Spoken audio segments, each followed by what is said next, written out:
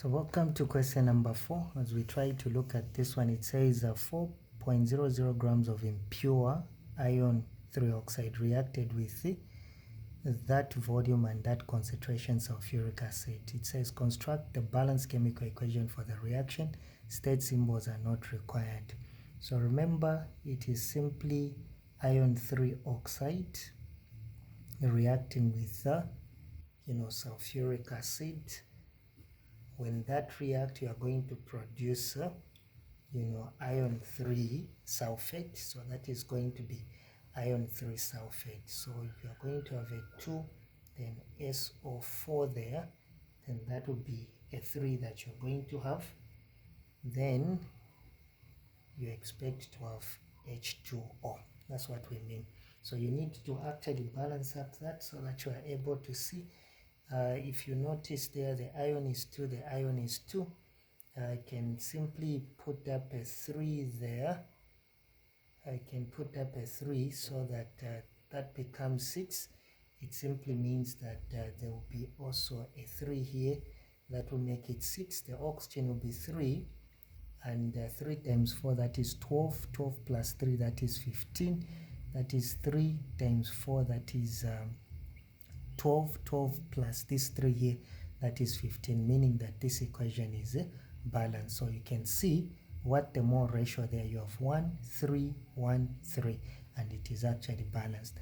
Then B says that calculate, so the question there says calculate the mass of the pure oxide that reacted with the acid. So what you need to do, since for the acid they have given you, in this case the acid, they have given you the volume which is equal to 600 cubic centimeter. Right away you divide by 1000 so that you change to cubic centimeter to be 0.6 cubic decimeter. This is for the acid. The concentration of the acid is 0.1 mole per cubic decimeter.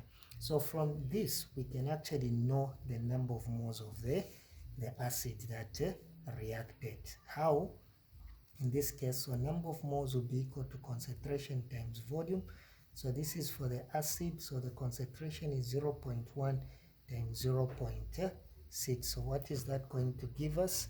So it will be 0.1 multiplied by 0.6, and that will give us 0.06, and that will be mole of the acid, that's the sulfuric acid.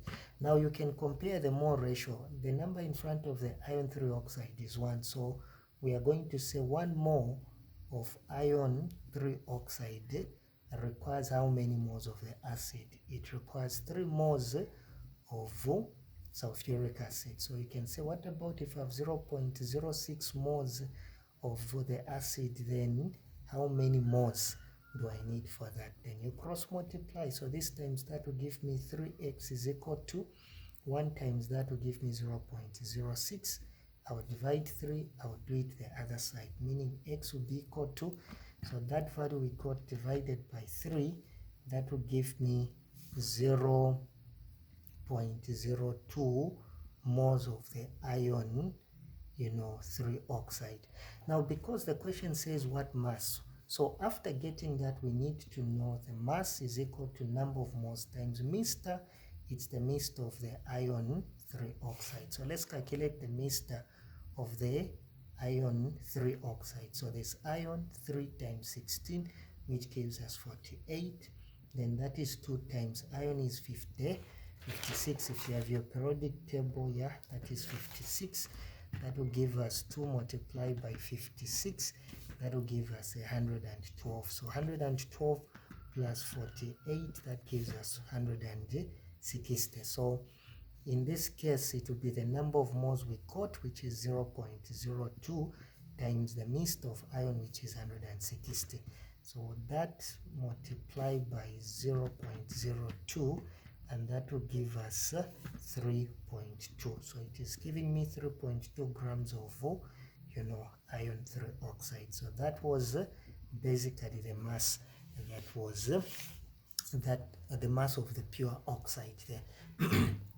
Then Roman 2 says we calculate the percentage purity of the iron 3 oxide, assuming that the impurities did not react with the acid. So remember, percentage purity is equal to mass of pure iron 3 oxide over total mass of impure oxide that they gave you, then multiplied by 100%.